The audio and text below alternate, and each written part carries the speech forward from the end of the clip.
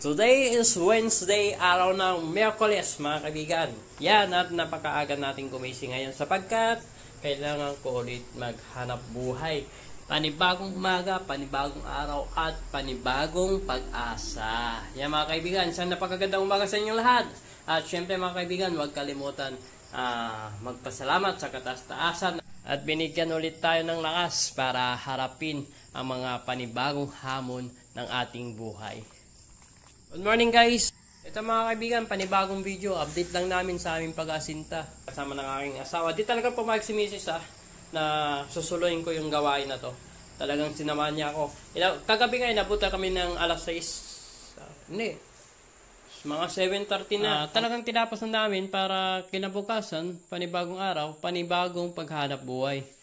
So, kulang na lang yung panambak para tuluyan ng mapluringan. Siguro sa susunod na araw, pag may mga bakanting araw, saka ko na lang itutuloy yung pag-flooring. Ang malaga ngayon ay natapos namin pag-asinta para hindi basta-basta makapasok ng tubig, bahaging tubig ulan sa loob ng aming munting bahay para iwas putik at makaiwas na rin sa mga anay. Sa mga nagbabalak din na mag-DIY sa pag-asinta, alam kong kaya nyo rin, kailangan nyo lang pagsikapan at pagtiyagaan para yung mga bagay na akala nyo hindi nyo kayang gawin ay magagawa nyo rin pala. Ito mga kaibigan, kunti kasiyahan lang at mga kaganapan sa aming pag-asinta. Tatawa ka sa'yo. Ayan, tatawa-tawa ka tuloy din eh. So, magpuputol tayo ng bakal ngayon.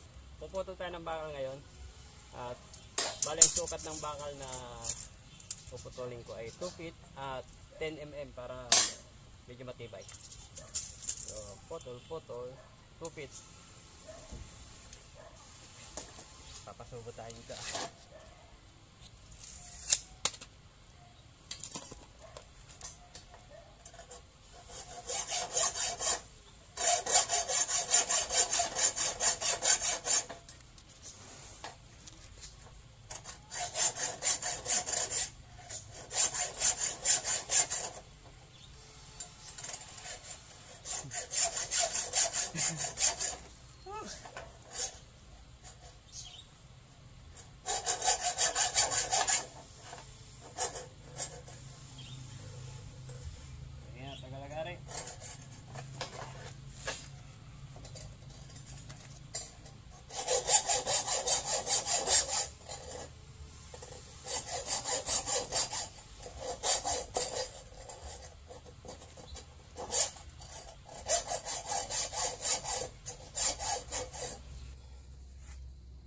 At ito naman yung pangbalugtot ko ng bakal mga kaibigan.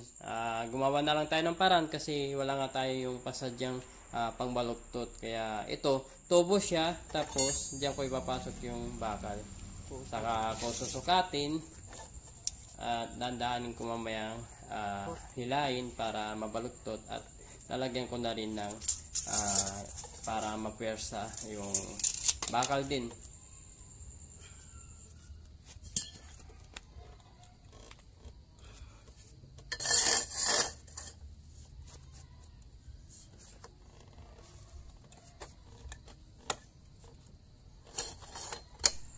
O, di ba mga kaibigan, bumaluktot siya at ito na nga.